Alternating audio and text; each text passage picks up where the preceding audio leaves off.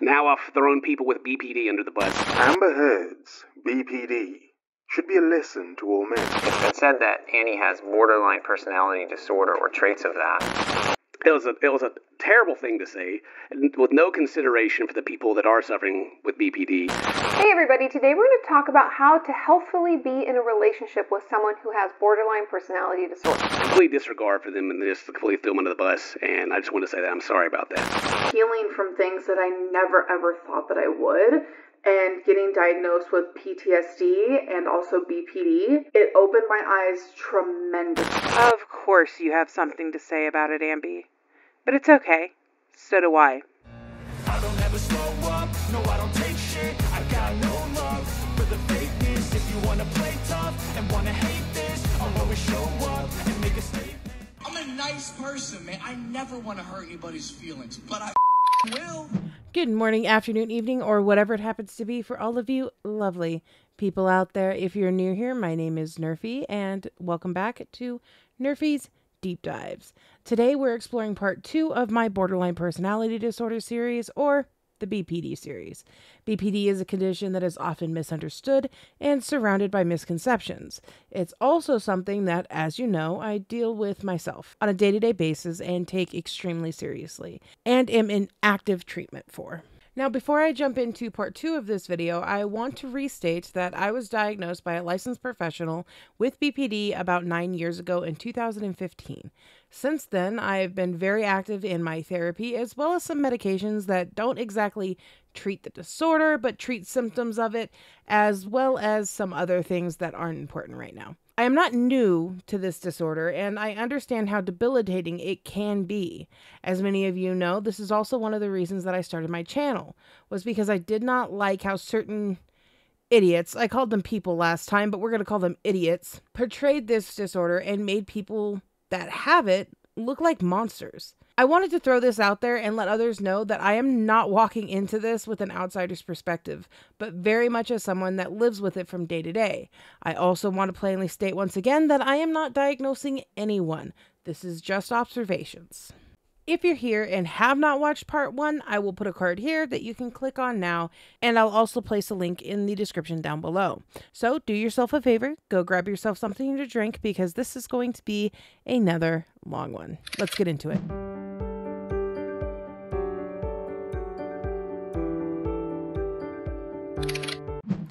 First, I want to thank Liz for pointing this out at the end of part 1. Exploring how BPD is represented in media gives us a closer look at the ways society understands or misunderstands this complex mental health condition. BPD is often misunderstood, leaving those of us who live with it facing stigma, isolation, and an overwhelming sense of feeling othered. When BPD appears in movies, TV shows, books, and social media, it doesn't just impact the entertainment. It shapes how people with BPD see themselves and how others treat them. Borderline personality disorder is by far the most stigmatized disorder. I tell my patients, if you end up in an emergency room for a medical disorder, for God's sakes, do not tell them you meet criteria for borderline personality disorder. Do not tell anybody, because there's such a stigma. BPD is, of course, known for the intense emotions, difficulty managing relationships, and a deep fear of abandonment. For those with the disorder, life can feel like walking an emotional tightrope. Yet, media representations often reduce this experience to a handful of dramatic traits, feeding into stereotypes that can overshadow the real struggles and strengths of people with BPD. How about we start there?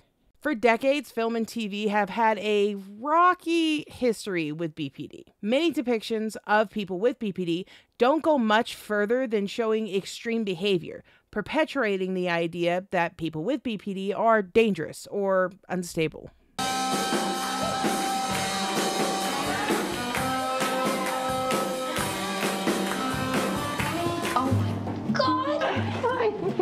You look great. Oh, no, I'm so fat. Stop it. No, you. I would swear to God that you were puking again. No, I can really see rehab has done wonders for you. I am Shiva the Destroyer, and your harbinger of doom for this evening. It's going to be perfect. Oh, God! Lahaya! the house is looking at me like I'm a sociopath. I mean, what do you expect me to do? Burn the house down? That was a mattress fire. Okay, you know what? Fine. You don't get to sit around for the rest of my life deciding what I'm supposed to be like. Are they gonna play all weekend? Knock it off! Boys. The 1987 film Fatal Attraction portrays Alex Forrest, played by Glenn Close, gotta love her, as a woman obsessed with a married man, displaying intense mood swings and extreme behavior that could be easily interpreted as symptoms of BPD. However, the portrayal leans heavily into horror, reinforcing the crazy ex trope and presenting people with BPD as manipulative and violent, which misrepresents the lived experiences of most with the disorder. In contrast, modern TV shows like Crazy Ex-Girlfriend and Euphoria take a more compassionate approach. Crazy Ex-Girlfriend follows Rebecca Bunch's journey towards mental health and a BPD diagnosis, focusing on her growth and struggles rather than just her impulsive moments. Similarly, Euphoria features Rue, whose battles with addiction and mental health reflect themes relatable to those with BPD, offering a more vulnerable and human portrayal than what's been seen in past media. However, even these portrayals don't fully break away from the stereotypes. They still emphasize the more extreme symptoms of BPD because they're more dramatic and compelling for TV. But by focusing on intensity alone, these shows can unintentionally reinforce the idea that people with BPD are constantly struggling, which isn't the full picture.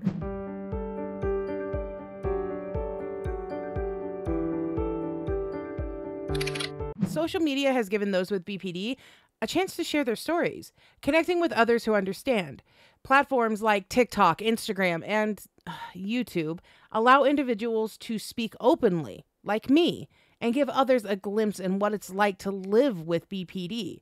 Yet, social media can also amplify misunderstandings and lead to some major issues. I have never really shared my experience with having borderline personality disorder, which is BPD, as you guys have heard me talk about that frequently. And that is also when I was diagnosed with CTPTSD or something like that. It's just like, it's obvious. It's like, if you go through a lot of traumatic things as a child, 9 times out of 10, you're gonna have some sort of PTSD from that. And I definitely do. But I think it's like, wow, that explains why I've been the way that I've been my whole life, majority of my life. And as an adult, like, she ain't getting better. Like, I'm all the symptoms that I have of BPD, like, those things are still there and they're prominent in my life. And I am thinking about sharing more about that because I've discovered there's a lot of you who also struggle with the same thing, and feeling alone and feeling lonely, not a good feeling for anybody, let alone people with BPD. With BPD becoming a more common topic of discussion online, many people resonate with certain symptoms and self-diagnose, which can lead to problematic outcomes.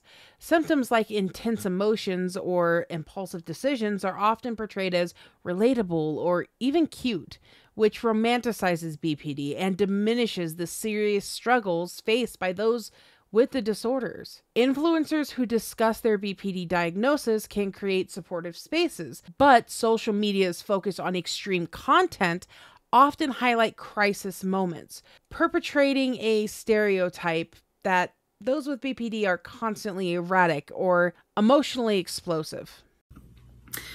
For anyone to think it's okay to literally react to anyone with mental illness problems, with indecisiveness because of mental illness problems, someone who has a cycle because of mental illness problems, and someone who is morbidly obese because of an eating disorder and a food addiction is unbelievable. It's unbelievable. And the fact that me sharing what I eat in a day during a binge and I get attacked, there are still reaction channels reacting to it, saying rude things. It's wild. And it's because of the community that is surrounded in my life. I just can't even explain it. Like the the community that watches me, it's so like crazy to wrap my head around that I literally am getting paid for people to treat me as a punching bag, because that's literally it. This narrow portrayal overlooks the complexity of the condition. Additionally, many individuals sharing their BPD experiences faces negative comments, with others labeling them as manipulative or attention-seeking because they have viewed people who are actively faking or exaggerating this condition and reinforcing harmful stereotypes, when in all reality, those that are reinforcing and faking those stereotypes should be showing a need for greater empathy and understanding to those that actually have and suffer from the disorder.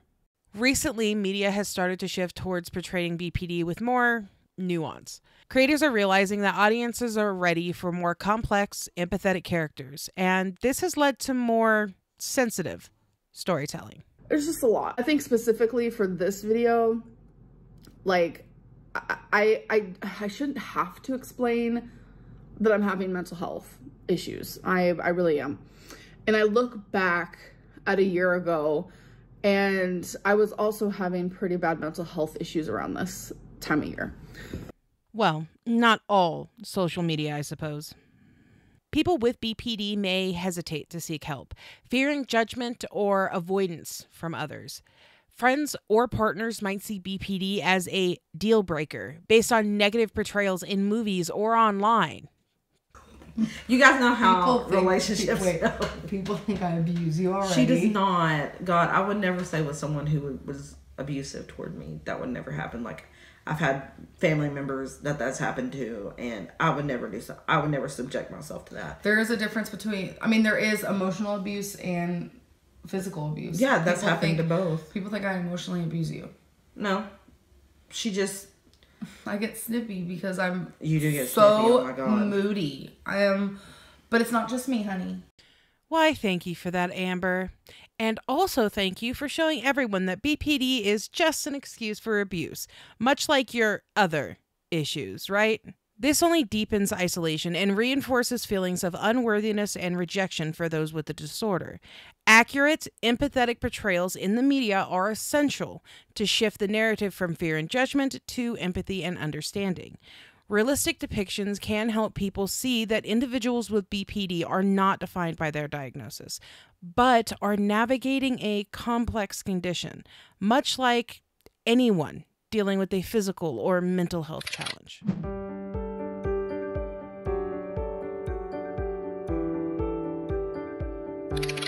When it comes to treating BPD, there's no one-size-fits-all solution. BPD is a complex condition, and it requires a multifaceted approach to treatment that addresses both emotional regulation and interpersonal difficulties. I finally made an appointment to see someone who specializes in anxiety, depression, bipolar personality disorders, schizophrenia. I don't have some of those things, but I'm just saying someone who truly specializes in that. So I have officially made an appointment, and I'm probably going to be going back on medication again, and it's just...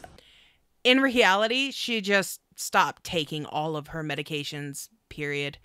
Fortunately, with the right treatment plan, many individuals with BPD can learn to manage their symptoms effectively and lead fulfilling lives. There are several key types of therapy used to treat BPD, as well as some medications that can help to manage specific symptoms. So let's break these down really quick. Dialectical behavior therapy, or DBT, is widely considered the gold standard for treating borderline personality disorder. Developed by psychologist Dr. Marshall Linehan in the 1980s, DBT was specifically designed for people with BPD, and its effectiveness has been supported by extensive research. It is the synthesis or merging of trying to change something while simultaneously radically accepting that it is what it is. It's DBT therapy. I need to do it. Everyone and their mama and their uncle recommends it to me, and I need to just go for it. Now, Amby, let's talk about the commitment that DBT actually takes before you really commit to your fake diagnosis. DBT combines cognitive behavioral techniques with mindfulness practices. You know, something that she's never going to be able to do. The term dialectical refers to balancing two opposing forces, accepting oneself for who they are. How do you deal with the constant hate? That's a very, very popular question. Honestly, I just try to ignore it, and I know who I am as a person, and I know a lot of the things that are said about me is not true. Which, let's face it, she already has no problem with, while also working towards positive change. Setting myself up for failure. I'm doing things differently this year, and I'm actually pretty freaking excited. And tomorrow is the 1st, which is a Friday, which is not a weigh-in day because weigh-in is on Wednesdays. But what I'm going to do is I'm going to weigh in tomorrow, and I'm going to include that in my Wednesday weigh-in, if that makes sense.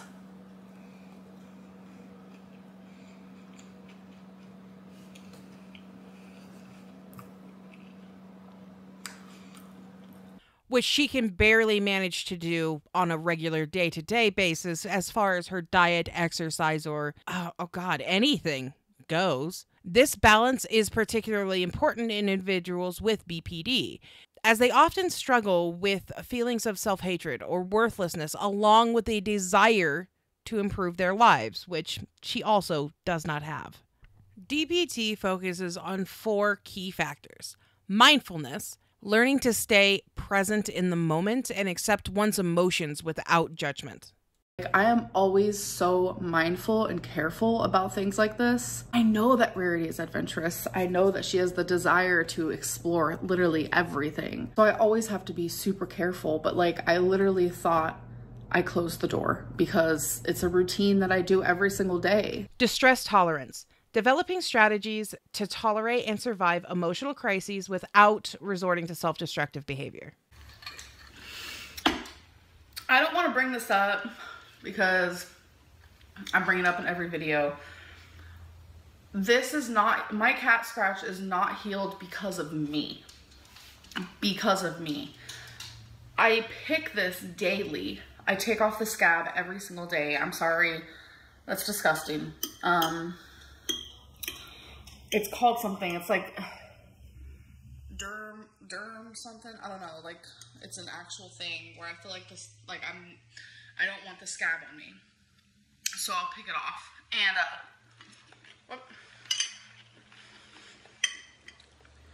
I know that's disgusting, but I just want to let people know that that's why this is not healing. That is why I have a scar right here. That is why I have several scars, to be honest. My whole life I've been like that, where if I have a scab, I'll pick it. And I noticed too that I do it when I'm more so like stressed out or feeling anxious and nervous about something.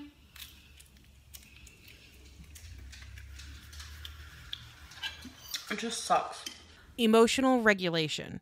Learning how to manage and reduce the intensity of your emotions. I'm just proud of myself, even though, trust me, I feel guilty for binging because it's not me when I'm binging. Like, Becky has been there when I binge, and she tries to help me. Sorry. And, like, I get mad. I got mad because obviously I don't drive. And I don't even know if this is something I want to be honest about, but it's like, I just get very angry if I don't get my way during a binge, and I feel like I'm being possessed by somebody because it's not who I am. And I remember after the binge, which was, I regret it, but I remember after the binge, Becky was like, "You were really mean to me because I kept saying no." And I was like, I don't even remember that. I'm not like that, like when I'm not binging. Do you get what I mean? And I just feel bad, and it's like,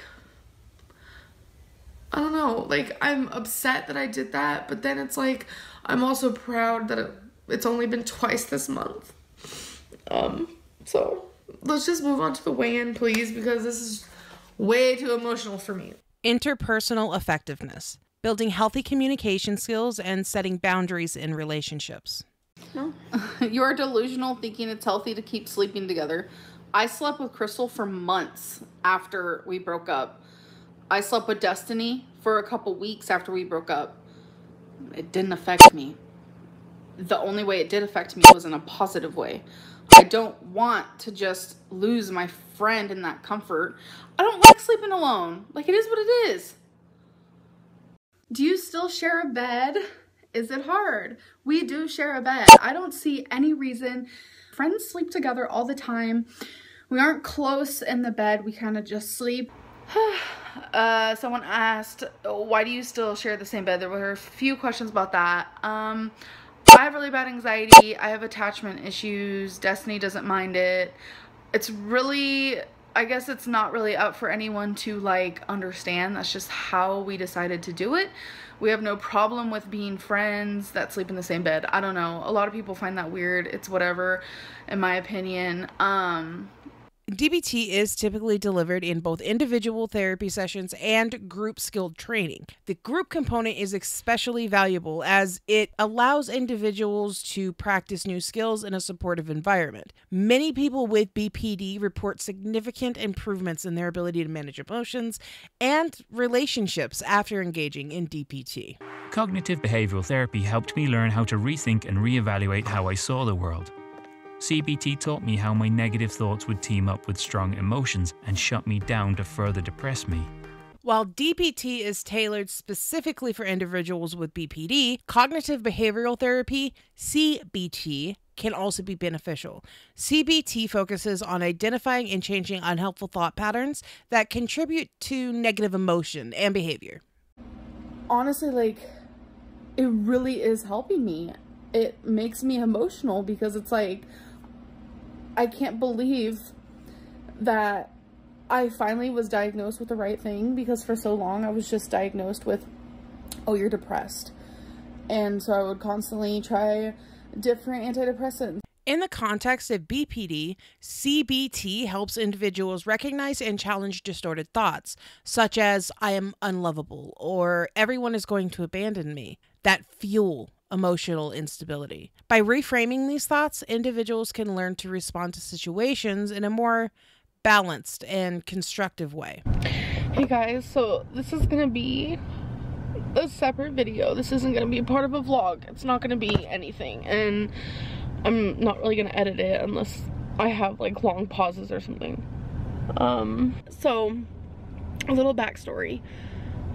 I feel like I need to actually share this because I need people to know that, like, mental things is scary. Like, not being able to control, like, depression or schizophrenia. Like, I don't have schizophrenia, but, you know, being bipolar, and it's just, like, all those things. Like, not being able to control your mind sometimes, or your emotions or anything. It's one of the most scariest things in the world.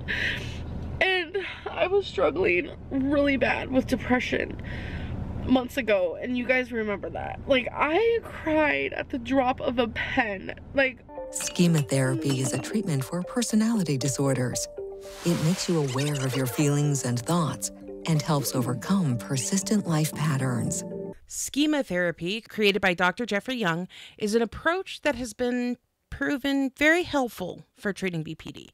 It combines elements of CBT, psychoanalysis, and attachment theory to address harmful thoughts and behavior patterns, known as schemas, that form in childhood. People with BPD often develop these schemas due to an early experience like abandonment, neglect, or abuse. These schemas shape how they see the world, often leading to feelings of worthlessness and a fear of abandonment. Schema therapy helps identify these negative patterns and supports individuals in developing healthier ways of thinking and interacting with others. It's especially beneficial for those with BPD who have experienced trauma in their past.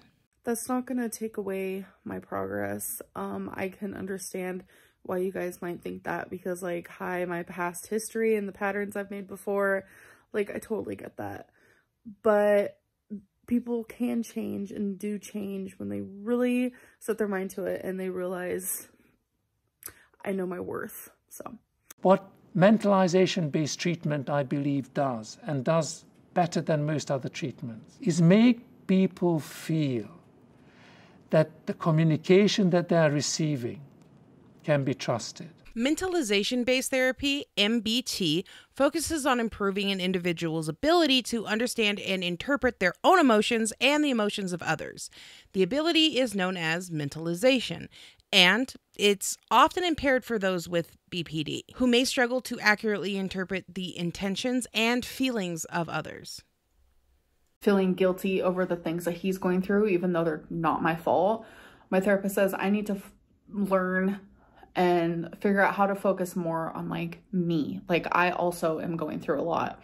And that was really interesting because I do get super emotional when it comes to my brother, and I am always putting myself in his shoes, and my therapist is like, yeah, you're an empath for sure. I started LOLing. I was like, yeah, I'm so quirky. I don't know. I just really like this therapist. He's pretty great. Funny. Is this the same therapist that diagnosed your BPD? Eerie. Mentalization-based therapy helps people with borderline personality disorder become more aware of their emotional states and develop a better understanding of how their thoughts, feelings, and behaviors are all interconnected. By improving mentalization skills, individuals can gain more insight into their relationships and reduce interpersonal conflicts. MBT has shown to be particularly effective in reducing impulsive behaviors and improving interpersonal functionality in individuals with BPD.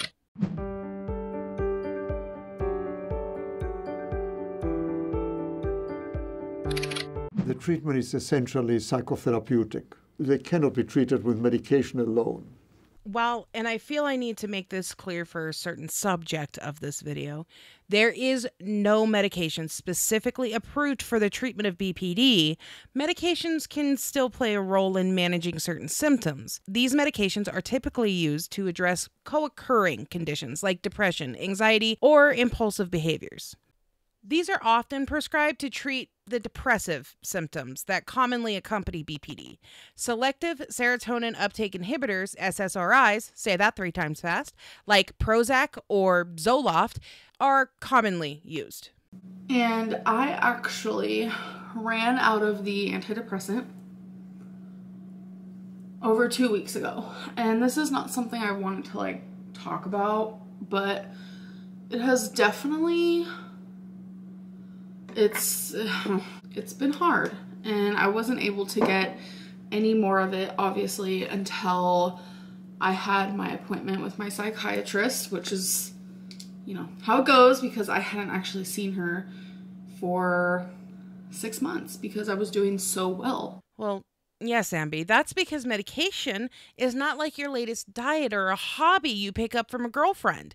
Just dropping it is very ill-advised. In some cases, low-dose antipsychotics may be prescribed to help reduce symptoms of paranoia or severe emotional dysregulation. I don't know what's been going on lately, but I think I'm going through like seasonal depression, which is weird because I've never had seasonal depression. I've always just had depression 24/7. Doesn't matter what season it is. But since I'm on medication, it's like my depression is so much better, but for some reason this season it's hitting me hard, and it was just nice to chill and have a good time. So that is what we call important information, not stuff we run to our channel to tell our viewers about.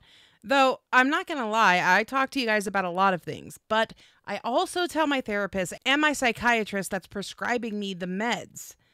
But do each their own, right?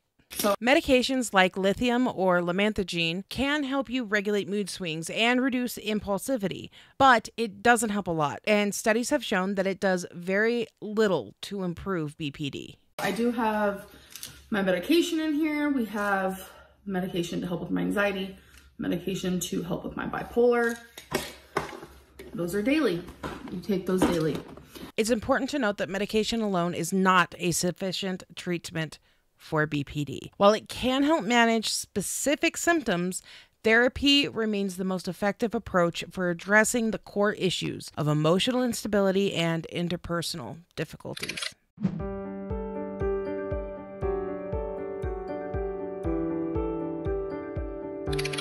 One of the most challenging aspects of BPD is how it affects relationships. People with BPD often experience intense and unstable relationships due to their fear of abandonment, emotional instability, and black and white thinking. As someone with BPD, relationships can feel like a constant tug of war. We may idolize a partner, friend, or family member, putting them on a pedestal and viewing them as absolutely perfect. This is the one that I bought. So I got stuff for the apartment that we need. You ready, baby? I'm so excited. She opened the box for me because she is amazing. I love you. I love you. Okay. First things first. However, if we perceive even the slightest hint of rejection or criticism, our feelings can flip instantly, and we may start to devalue that person because of it. I just look around at everything, and it's like I look over in my kitchen and I'm like, that's the first place she kissed me. But then there's also probably a bad memory in that same spot. You know, it's like not everything is perfect behind the scenes. Honestly, it doesn't even matter. While this shows an example of how she jumps from one side to the other, this is not what I'm talking about. What I'm talking about is a bit more complex than what Amby can Google search and what it might provide her. This pattern of idolization and devaluation, sometimes referred to as splitting, we talked about this in part 1, can be exhausting for both the person with BPD and their loved ones. It's difficult to maintain stable and healthy relationships when emotions fluctuate so intensely. People with BPD may also engage in behaviors such as frequent texting or calling, seeking reassurance that their loved ones aren't going to leave them. The whole breaking up thing. So when Destiny would go to work, she would work 12-hour shifts. It was a lot. And the driving, the commuting, et cetera, she was like never home ever. And she worked 6 days a week. And that's the job that I did too. But like I said, I did quit because it was a lot of anxiety, and it doesn't matter why I quit, but I quit. Oh, and I love that she confirmed that I quit, because there was a whole scandal at the time where supposedly someone I worked with said that I got fired and they were there to see it. But I'm glad that she was able to clarify that that's not what happened, because that's not what happened. I've never been fired from a job. So anyways, every lunch I wanted I wanted Destiny to call me for literally, it could have been 30 seconds. It could have been 10 seconds. It could have been 15. It could have been 10 minutes. I didn't care how long. I wanted either like a text or like a call, just to be like, I love you. My day's been good. That's all. Because I was home alone 24/7. So, you know, from your partner, just to a real quick, I love you text message, or a real quick call. I had a lot of anxiety. Like I said, I was being doxxed around that time. I was super anxious, home alone all the time. I was just going through a hard time. This can be overwhelming for partners or friends who may feel like they're walking on eggshells, unsure of when the next emotional outburst will occur. However, it is essential to understand that people with BPD are not trying to be difficult. Their fear of abandonment is deeply ingrained and often stems from early experiences of trauma or neglect.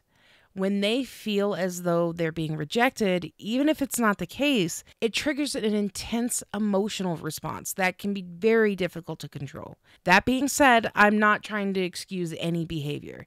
This is not an excuse for abuse, but rather an explanation for those that are actively trying to better themselves, not for those that are looking for an excuse to be abusive.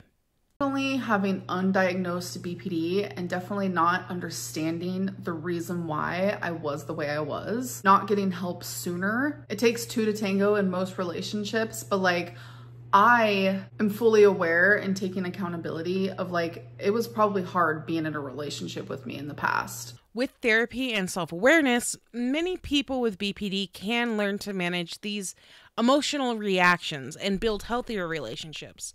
It's important for loved ones to be patient, compassionate, and supportive during this process. Loving someone with BPD, you know what? This should not be coming from me. I'm just someone with BPD. I have a better idea. Darling, would you mind? I have been summoned. Hey everyone, I am Overlord, popping in because someone with BPD giving tips about loving someone with BPD might be weird. So here we go. Loving someone with borderline personality disorder can be challenging.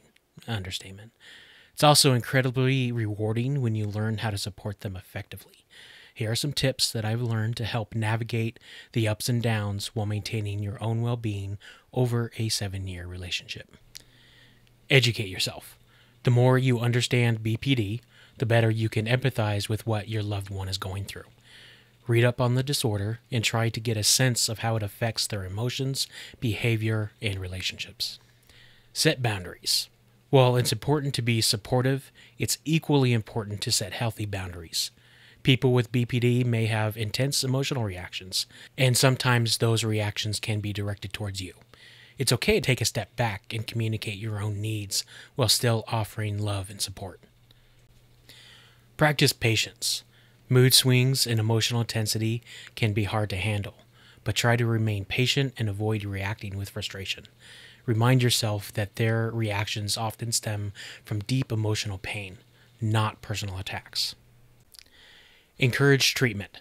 Therapy, particularly dialectical behavior therapy, DBT, has been shown to help people with BPD manage their emotions and relationships better. Encourage your loved ones to seek professional help, but do so gently. Remember, they may be sensitive to feeling abandoned or criticized, so be supportive, not forceful. Avoid splitting traps. People with BPD often engage in splitting, where they see others as all good or all bad, switching between idolizing and devaluing you. It's important not to take this personally. Try to remain consistent in how you respond to them, offering reassurance without feeding into the extreme shifts. Take care of yourself. Supporting someone with BPD can be emotionally draining, so don't forget to take care of yourself. Make time for your own mental health, seek support when you need it, and practice self-care. You can't pour from an empty cup. Communicate clearly and calmly. Clear and calm communication can go a long way. People with BPD may misinterpret situations as more negative than they are, so being direct but kind can help minimize misunderstandings. Also, try to reassure them when they express fears of abandonment, even if it's tough. Understand it's not about you. Their intense reactions are often about their internal struggles, not something you did. Keep that perspective in mind during difficult times so you don't internalize their emotional responses. By offering support while also taking care of yourself, you can maintain a healthier and more balanced relationship with your loved one who has BPD. It's not easy, but with understanding and compassion, it's possible to build a strong, meaningful connection. If you have been paying attention to this list, you'll notice that every point revolves around your own emotional regulation. Being in a relationship with a person with BPD does not mean you have to try and fix them. There is nothing for you to fix. It is about learning to be the best version of yourself to help your partner become their best version. You know, like a healthy relationship. You're just playing on hard mode. Now I must return to the ethereal realm, where the celestial battle between order and chaos rages through eternity. Thank you, darling, for giving us your tips, and I adore you for sticking it out with me.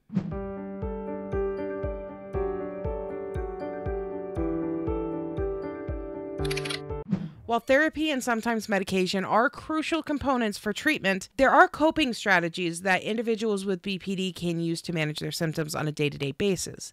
These techniques can help reduce emotional intensity, improve relationships, and foster a sense of Self-control. Mindfulness is a core component of DBT, but it's a skill that anyone can practice.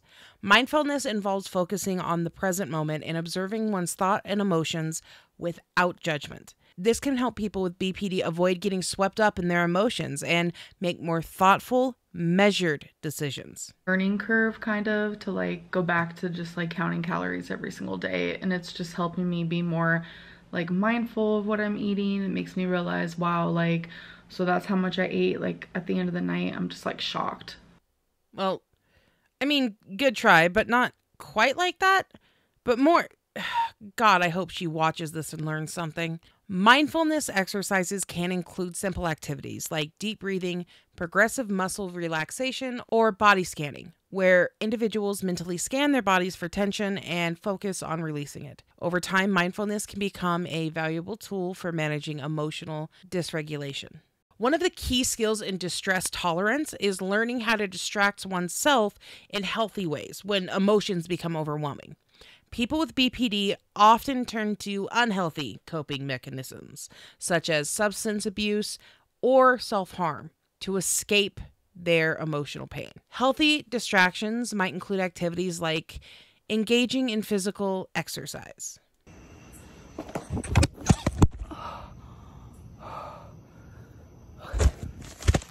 Yes! One every video, baby! Sorry. Listening to music or playing an instrument.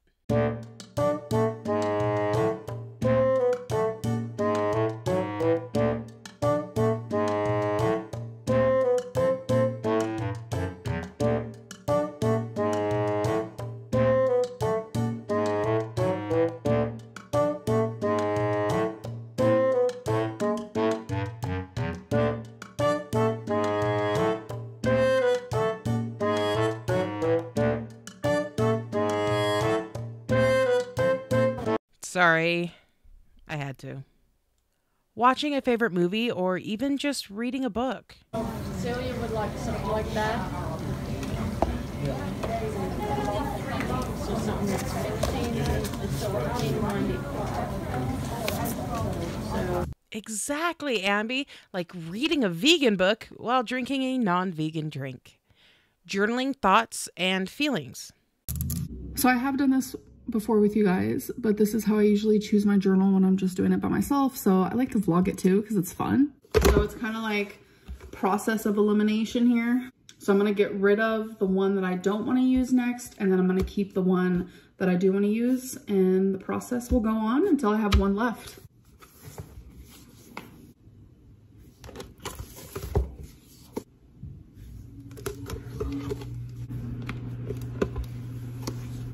These are so aesthetic together. Love. Like, tell me that isn't the cutest little setup. I bought this one like years ago, and this is one of my newer ones.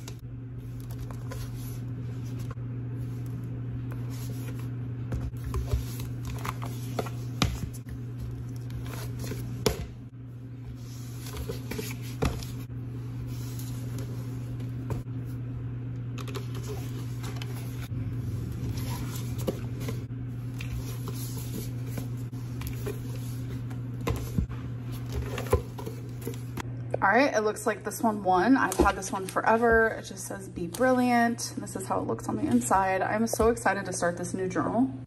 If I had to sit through that, so did you. Drawing or engaging in creative activities. Isn't that amazing? Oh my gosh, I love it so much. This is what the sides look like, the back, and then this on the side. You go like this and it moves all the little guys. Look at that. Isn't it the cutest thing? And then this moves. Also, there's a button back here that I can press. And then that happens. Aren't those guys so cute? What? Oh, I'm awake. Sorry. I'm awake. Where was I? Oh. These activities provide an emotional outlet for emotional energy without causing harm or making the situation worse.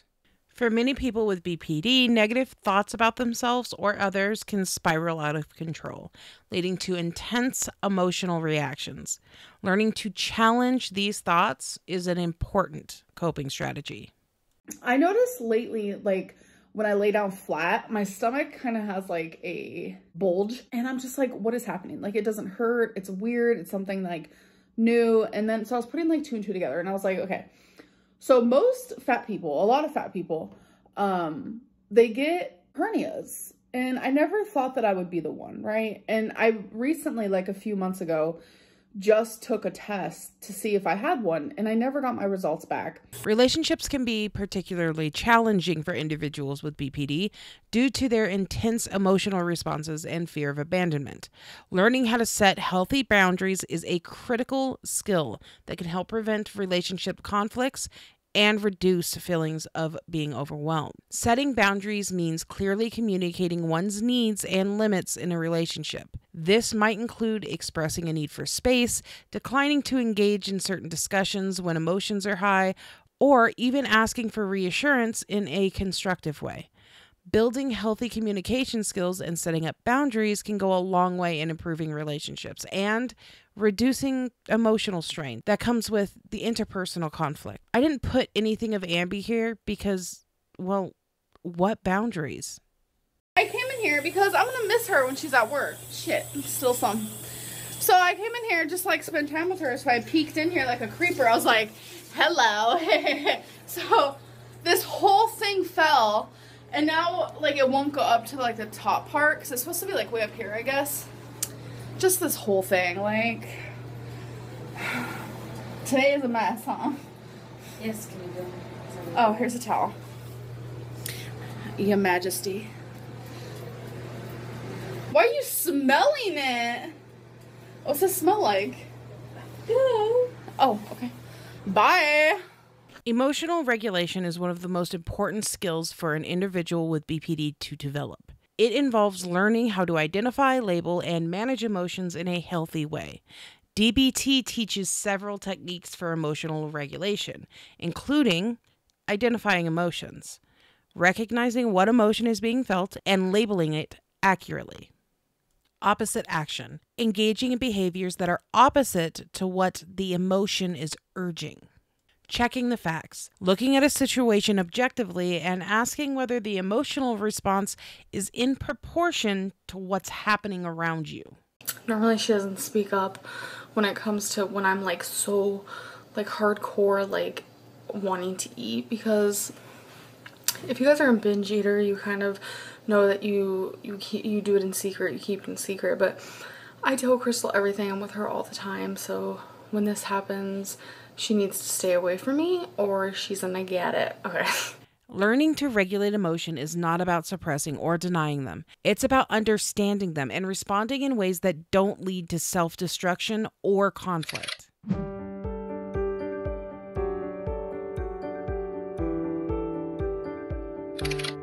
Falsely claiming to have BPD can cause real harm, both to the individuals that are faking it and to the broader community of people who are genuinely struggling with the disorder. Let's talk about the potential consequences of faking this disorder. Stigma and misinformation. When people falsely claim to have BPD, especially in cases where they're using it to excuse abusive and manipulative behavior, it perpetuates harmful stereotypes. Many people already misunderstand BPD, believing that those who suffer from it are manipulative or toxic. In reality, individuals with BPD are often deeply empathetic, and their struggles are centered around emotional regulation rather than deliberate manipulation. Faking the disorder contributes to the stigma that people with BPD face in their personal lives, workplaces, and even in therapeutic settings. You're a very manipulative person. I have come to terms that my mental illness does make me manipulate in ways. Undermining the challenges of those that have BPD.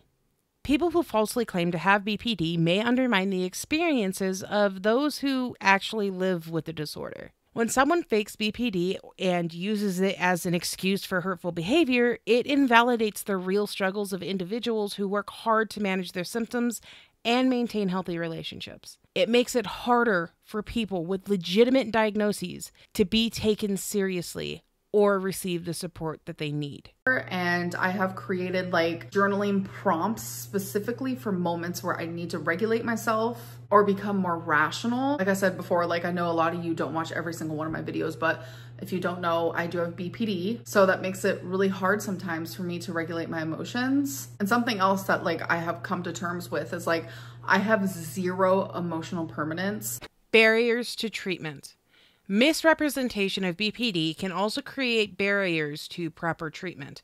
If people begin to associate the disorder with dishonesty or manipulation, healthcare professionals, family members, and even friends might be less willing to offer support to someone who genuinely needs help. This can deepen the isolation and emotional turmoil experienced by people with real BPD, making it harder for them to seek and receive appropriate care. Guys, so today is my therapy appointment. I'm really just like nervous and I didn't wear any eyeliner. I put on a little mascara, which was probably like a bad idea because I'm probably gonna be crying. I don't know. We'll see. But I'm about to straighten my hair. My hair is already naturally straight, but I feel like, I don't know, it needs a little bit of like flattening. I like my hair to be flat. Don't ask. Emotional damage to relationships. When someone fakes any mental health condition to justify harmful actions, it can cause significant emotional damage to relationships. Friends, family members, and partners may feel manipulated or betrayed, especially when they later discover that the diagnosis was false or exaggerated. This erodes trust and can create long-lasting emotional scars for all parties involved. Really, yeah, I look like a big cherry. Big? Big? Are you calling me big? No, talk about me.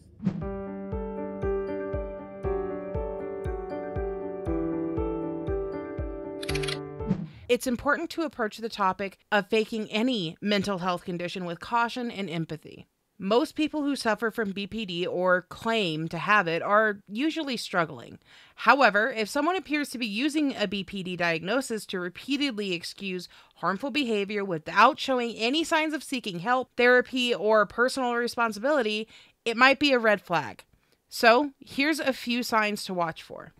Lack of consistency in symptoms. People with BPD tend to have a consistent pattern of emotional dysregulation, impulsive behaviors, and relationship instability. If someone claims to have BPD but only brings it up in certain contexts, like when they're being called out for inappropriate behavior, it may be a sign that they're using the diagnosis as a convenient excuse rather than true reflection of their struggles. Because that's like a BPD way of thinking, because everything is like either all good or all bad. To try to find the gray area, and by doing that, rate your days out of 10 instead. So no history of seeking treatment. BPD is a serious disorder, and those who genuinely struggle with it are often aware of the impact that it has on their lives. They may be in therapy, participating in DBT or other treatments, or at least acknowledging the need for help. Someone who claims to have BPD but consistently refuses therapy or shows no interest in managing their symptoms may be using the diagnosis for manipulation. So I have actually found a psychiatrist / therapist who I'm going to be speaking to. I'm going to be calling. I have not called yet. I have discovered them. I have found them. I know about them and they know nothing about me yet. But that is one step closer. Using BPD as justification for harmful actions. While emotional dysregulation is a key part of BPD, individuals who are committed to their recovery take responsibility for their actions and work towards healthier ways of coping with their emotions. Someone who frequently uses their BPD diagnosis to justify abusive, manipulative, or harmful behaviors without showing remorse or taking steps to improve might be misrepresenting the condition. Childhood trauma. I've talked about it before. I've literally told you guys that like my memory is like Swiss cheese. The cheese is the memories. The holes is like the missing memories, because I'm telling you, my memory is just bad, like about everything. Having BPD actually causes really bad memory issues. So it's like when I was diagnosed, it's like, oh, that makes sense then. My memory is bad when it comes to like super traumatic things or like serious things. Like I'll randomly remember something that happened in my childhood and I'll be like, oh my God, how did I block that out for so long? Like, genuinely, how did I not remember that? Or it's things like something that I did a week ago that I don't even remember doing or saying. One that I actually is recent is I tried eggnog, and in the vlog I was like, oh, I've never tried eggnog before. But then back when I lived in Virginia like a decade ago, there's a literal clip of me trying eggnog. So it's like memory things like that where it's like people think I'm lying, but I'm actually just like struggling with symptoms of having borderline personality disorder. I don't know.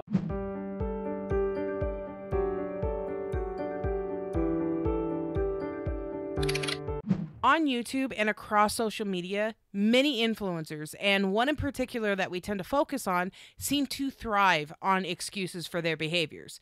We've seen claims that depression caused someone to groom minors, and that anxiety led them to message people that they shouldn't have. In Amberlynn Reid's case, she has chosen one of my diagnoses, BPD, as her excuse to be the abusive person that she is today. Does she have BPD? It's possible. She meets some of the criteria, but based on the red flags we've discussed for spotting somebody who's faking, I'm leaning more towards she doesn't.